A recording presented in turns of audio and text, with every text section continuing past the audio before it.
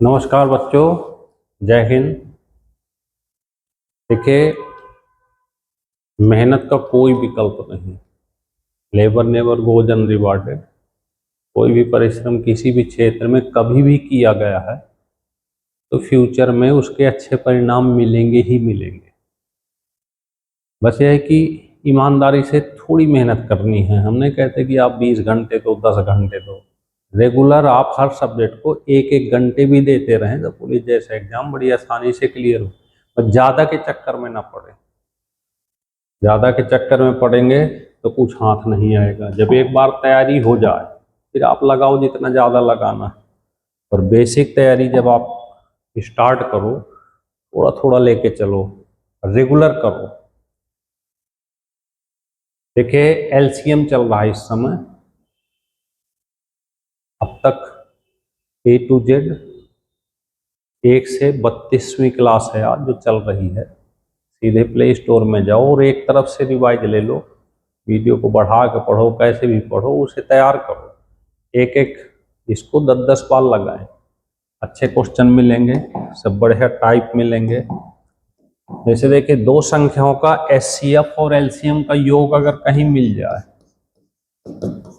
ऐसे, ये लिखा है एलसीएम एचसीएफ का 84 टाइम्स है। अगर हम एचसीएफ को x मान लें तो एलसीएम हमारा है 84 गुना। एचसीएफ का 84 गुना। एक संख्या 56 है तो दूसरी बताना। एचसीएफ और एलसीएम हमें दिया है, इनका योग दिया, जोड़ के देख लेते हैं। 84 x बराबर 680, 84 1 85, x बराबर 680। तो भाई x बराबर हो जाएगा 680 को आप 85 से भाग गए हो तो ये 8 बार चला जाएगा। 8 45 88 64 4 8 बार। तो देखिए, ये जो हमको मिल गया एचसीएफ प्यार से हमको 8 मिल गया और ये मिल गया 84 गुणे 8। एक फार्मूला आप सब जानते हैं, एक्स वाई बराबर एलसीएम गुणे एचसीएफ। यहाँ से y पता करना है। एलसीएम हमारा 84 गुणे 8 दिया है भाई, एचसीएफ हमको 8 दिया है, बटे एक संख्या 56 दी है। काट देते हैं, 8 सत्ते 56, 12 सत्ते 84, 12 अट्ठे 96, आपका 96 आंसर आ गया। कुछ नहीं करना। किसी की भी जीरो मैथ हो, मान लो कुछ नहीं आती, आपको कुछ नहीं करना। पहले आराम से लगाओ, फिर उसी समय जब आप मैथ लगा रहे होते हैं उसी समय हटाओ। यहाँ से एक स्लेट ले लो, रफ ले लो, मार्कर ले लो, फिर उसको रिवाइज करो। योग एचसीएफ एलसीएम का योग 680, ये लिखा है 84 गुना है तो एक को x माने, एक को 84। x बराबर 680, x बराबर 680 बटे 85, काट देंगे 8। एक्स वाई बराबर एलसीएम गुणे एचसीएफ, y बराबर एलसीएम तुरंत 84 गुणे 8 कर दो, एचसीएफ 8 कर दो और ये 56 कर दो। हल करेंगे तो 90। ऐसे फिर इसको मिटाओ, फिर इसको लिखो, फिर मिटाओ, फिर लिखो। एक ही बार में 5 बार लिखते मिटाते रहो, देखो रट जाएगा क्वेश्चन। ठीक है, चलिए दूसरा देखें। नंबर बदल के वही सेम डिजाइन में दूसरा क्वेश्चन आ गया। लिखा हुआ था दो संख्याओं के एलसीएम एचसीएफ का 45 गुना है, 45 टाइम्स। 45 गुना, दोनों का योग 1150 है तो x प्लस 45 x बराबर 1150 कर देना भाई। 45 1 46, x बराबर 1150 तो x बराबर 1150 बटे 46, काट देना 25 बार। तो ये एचसीएफ आपका 25 मिल गया, एलसीएम 45 गुणे 25 मिल गया। एक संख्या दी हुई है 125। एक्स वाई बराबर एलसीएम गुणे एचसीएफ y बराबर एलसीएम हो गया 45 गुणे 25, एचसीएफ 25 हो गया, और यहाँ से एक संख्या 125 हो गई, काट देते हैं, 5 पंचे 25 और 225 आंसर आ गया। इस तरह से बड़े प्यार से इन क्वेश्चनों को आराम से कर सकते हैं, करते रहें। ठीक है, चलिए नेक्स्ट नंबर है तीसरा। ये भी एसएससी वगैरह के लिए बहुत इंपॉर्टेंट क्वेश्चन होते हैं ये। 3 अंकों की दो संख्याएं बताओ।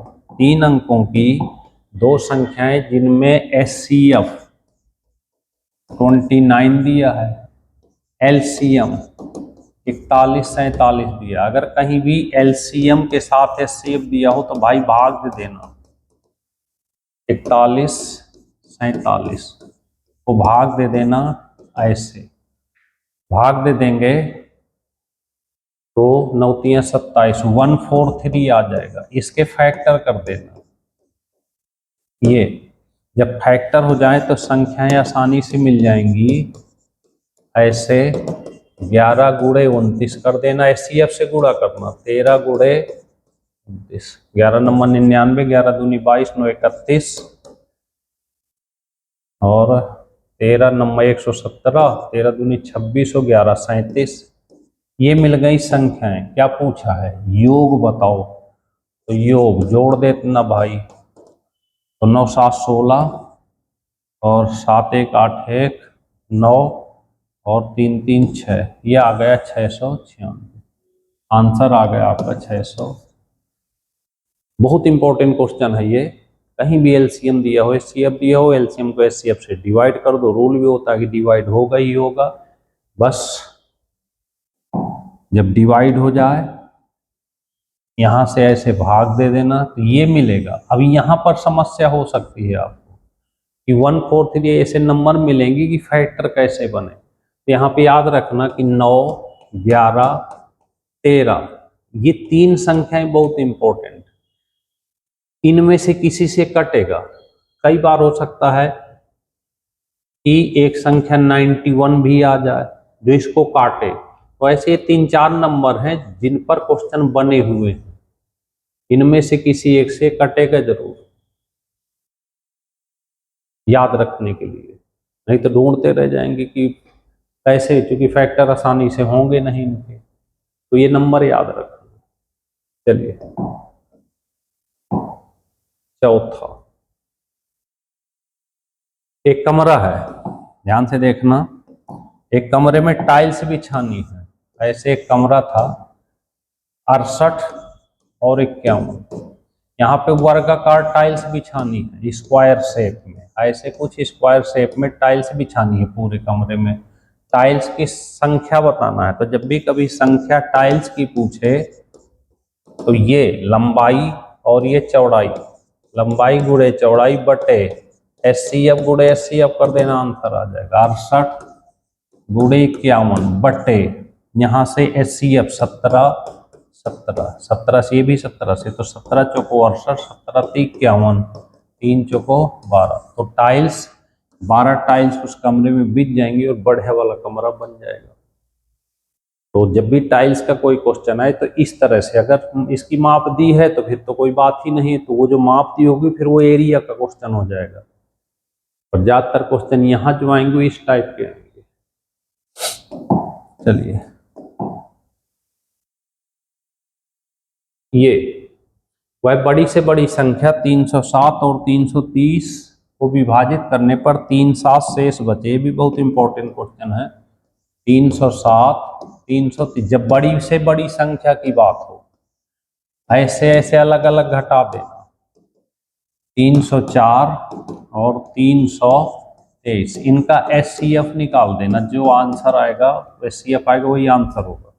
तो 304 3 2 3 एक बार तो सीधे 13 में से 4 19 आ गया, आंसर हो गया। ये कट जाएगा 19। तो इस तरह से बड़े प्यार से इन क्वेश्चनों को कर सकते हैं। एलसीएम चैप्टर चल रहा है और टाइप सीखते रहें। यहाँ पे दो भागों में मैथ होने वाली है। 80% के आसपास यहाँ सीख जाओगे आप। 20% जो बचेगी एक्स्ट्रा क्वेश्चन कुछ ऐसे होते हैं जो डायरेक्ट पेपर में हिट होते रहते हैं, वो हम आपको पेपर के माध्यम से सिखाएंगे हर चैप्टर के। और अगर इतना पूरा कर लेते हैं तो आप कोई भी पेपर मैथ का देना, कम से कम इस मैथ में तो बाहर होंगे ही नहीं। एक एक क्वेश्चन ट्रिक में डालते रहें बहुत ज़्यादा फायदा होता नहीं, देखने में तो अच्छी लगती है वैसे भूल भाल जाती है। चैप्टर को हमेशा 5-5 क्वेश्चन पढ़ते रहें। और देखिए, ज़्यादा नहीं पढ़ना तो सबसे बेस्ट चीज़ होती है। अगर आपको कोई एग्जाम लगता है कि मैथ की वजह से फेल ना हो, तो आप बस 2 डिजाइन बना लो लाइफ में।